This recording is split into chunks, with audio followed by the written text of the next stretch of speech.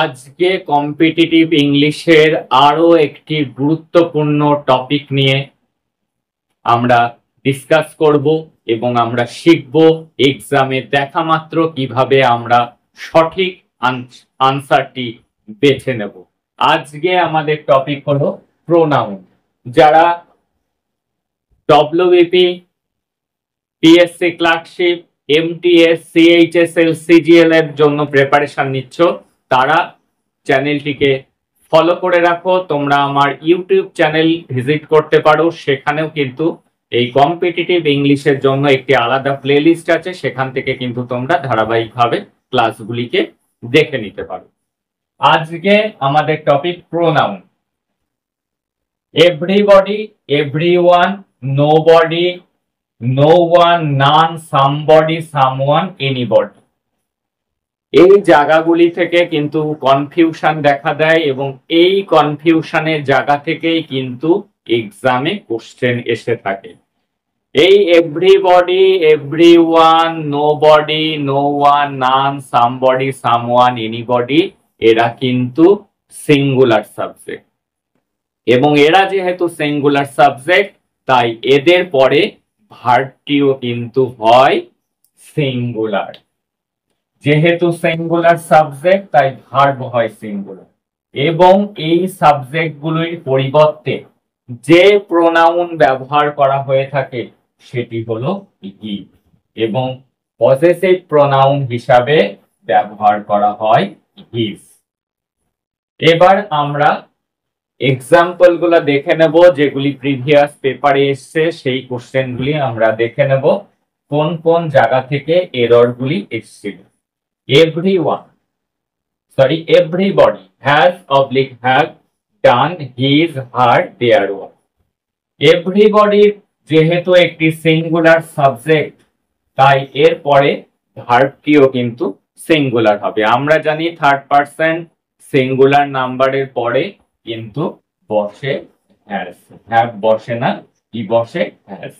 এবং আমরা জেনেছি যে এই সাবজেক্টগুলি দেখা মাত্র আমাদের চেক করে নিতে হবে প্রোনাউনটি।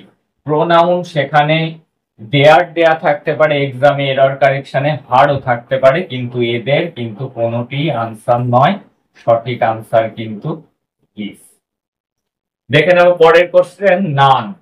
এই নানও কিন্তু একটি সিঙ্গুলার সাবজেক্ট তাই এরপরে ভার্বটি হবে সিঙ্গুলার।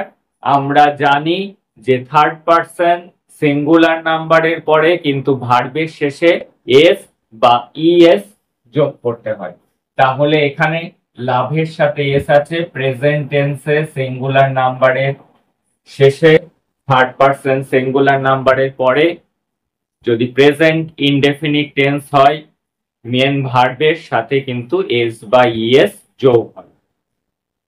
দেখে নেব এভরিবডি।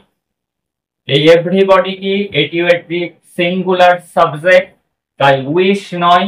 আমরা শিখে নিয়েছি যদি সিঙ্গুলার সাবজেক্ট হয় এবং সেন্টেন্সটি যদি প্রেজেন্ট টেন্স হয় তাহলে কিন্তু মেন ভার্বের সাথে অর্থাৎ ভি1 এর সাথে এস বা ইএস যোগ করতে হবে, একে কিন্তু বলা হয় ভি5 ফর্ম। এভরিওয়ান এটি একটি সিঙ্গুলার সাবজেক্ট, শুড ডু।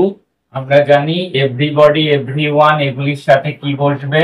এগুলির সাথে কিন্তু হিজ বসবে, দেয়ার বা হার বসবে না। Someone has oblique have stolen my watch. আমরা জানি সামওয়ান এটি একটি সিঙ্গুলার সাবজেক্ট এবং সিঙ্গুলার সাবজেক্টের সাথে কিন্তু থার্ড পারসন যদি সেটি হয়ে থাকে আমাদের বসাতে হয় everybody was oblique were present in the party. আমরা জানি যে সিঙ্গুলার সাবজেক্ট যদি হয় ভার্বটি সিঙ্গুলার হয় এবং সিঙ্গুলার ভার্ব কোনটি? আমরা জানি সিঙ্গুলার ভার্ব হলো ওয়্যার নয় was. Everybody can do the work. যে কেউ এই কাজটা করতে পারে। ইফ হি, এখানে কিন্তু হি হবে, শি বা দে হবে না। আমরা জেনে গিয়েছি যে এই anybody, anyone, nobody, no one, none, somebody, someone আর এনিবডির পরে যদি কোনো প্রোনাউন লিখতে হয় সেটি হি, পসেসিভ প্রোনাউনের ক্ষেত্রে হিজ হয়, তাহলে এখানে সঠিক আনসারটি হবে বি। তাহলে আমরা যেটি বুঝলাম যে এই সাবজেক্ট গুলির পর কোন কোন ভার্ব বসতে পারে, বসতে পারে ইজ, বসতে পারে ওয়াজ, পাস্ট টেন্সে ওয়াজ, বসতে পারে টু হ্যাভ ভার্বের মধ্যে থেকে হ্যাজ, এবং মেন ভার্বের থেকে ভার্বের ফিফথ ফর্ম। ফিফথ ফর্মটি কি? ভি ওয়ান এর সাথে এস বা ইউএস। যখনই আমরা এক্সামে কোশ্চেন পেপার পাবো এবং আমরা দেখতে পাবো যে এর মধ্যে থেকে কোনো একটি সাবজেক্ট আছে, তখন আমরা ভার্ব চেক করব যে ইজ, ওয়াজ, হ্যাজ বা ভি5 এগুলির মধ্যে থেকে কোনো ভার্ব আছে কিনা। যদি না থাকে, যদি আর থাকে, যদি ওয়ার থাকে, যদি হ্যাভ থাকে, যদি ভি1 ফর্ম থাকে, তাহলে জানতে হবে এররটি সেখানেই আছে। যদি এই জায়গাটি ক্লিয়ার থাকে তাহলে আমরা চলে আসবো প্রোনাউনে। আমরা চেক করে নেব এর পরিবর্তে হি বা হিজ বসেছে কিনা। যদি হার বা দেয়ার বসানো হয় বা শি বা দে বসানো হয় তাহলে কিন্তু সেটি সেখানেই এরর রয়েছে। তোমরা আমার এই পেজটি ফলো করে রাখো, এবং যারা তোমরা ইচ্ছা করলে কিন্তু আমার ইউটিউব চ্যানেলও ভিজিট করতে পারো। সেখানে তোমাদের জন্য একটি আলাদা প্লেলিস্ট কম্পিটিটিভ ইংলিশ বলে প্লেলিস্ট বানানো আছে, সেখান থেকে কিন্তু তোমরা ধারাবাহিকভাবে এই ইংলিশের কনসেপ্ট ক্লিয়ারিং ক্লাসগুলি করতে পারো। That's all today. তোমাদের সাথে দেখা হচ্ছে পরের দিন।